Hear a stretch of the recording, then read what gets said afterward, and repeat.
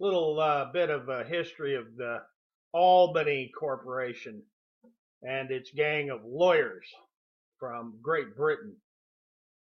Long story short, you've got this giant swindle that began when the Europeans and the British Crown began building boats to come to the colonies, to come to this continent, to come and steal the whole place.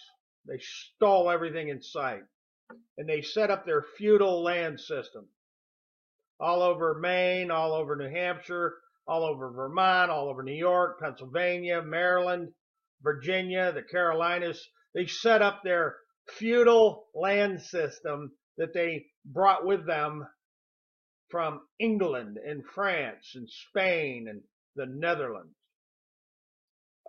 There's a story of the great prospector, Verplanck Colvin, and his daddy, the Albany corporate lawyer from the oldest cesspool of corruption on this continent, Albany, New York, the very seat of the colonial patroons. Do a little history. Educate yourself a little bit about the land barons and the tenant-in-chiefs and the cancer of places like Van Rensselaerwyck, and examine precisely how it is that the fast talking, double talking, hocus pocus, black magic voodoo talking of the lawyers that came over from England, France, Spain, and Denmark, the Netherlands, and set up their brand new colonies and their patroons and their Plymouth companies and their Virginia companies and their East Indias companies and all these other seizures, and they claimed all of the Americas in the name of the crowns of Europe. This one's going to be short and to the point. Stay tuned, because I'm going to tell you something. The giant extraction of all the natural resources wealth and the timber and the waterfront lots up at Lake George, and the beautiful mountain properties that the great prospector, old Verplanck Colvin,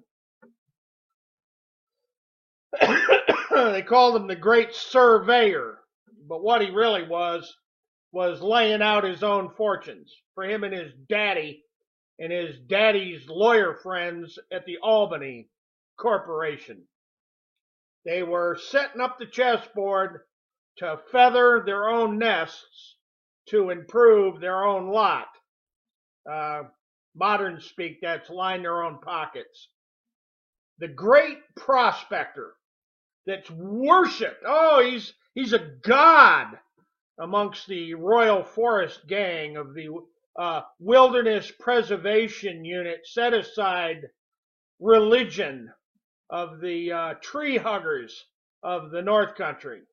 The vastly financed, vastly organized political gang that have been financed by Hawkschild Mining, the Rothschild Natural Resources Corporation, the big timber companies like International Paper and the Finch Prine and the Glens Falls Paper Company and the Ticonderoga Paper Company and the Lake George Paper Company, and all those fabulously wealthy families that want to make sure that the political machine known as Albany, the Albany Corporation, stays intact.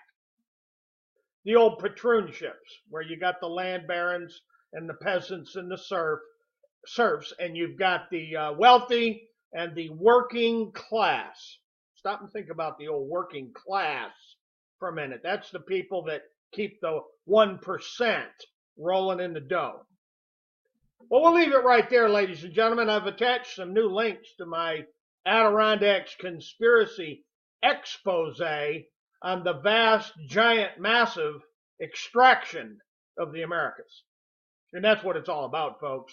It's digging treasure out of the ground and turning the ground into treasure and turning the water and the rare earth materials and everything else that they can convert to their own fortunes.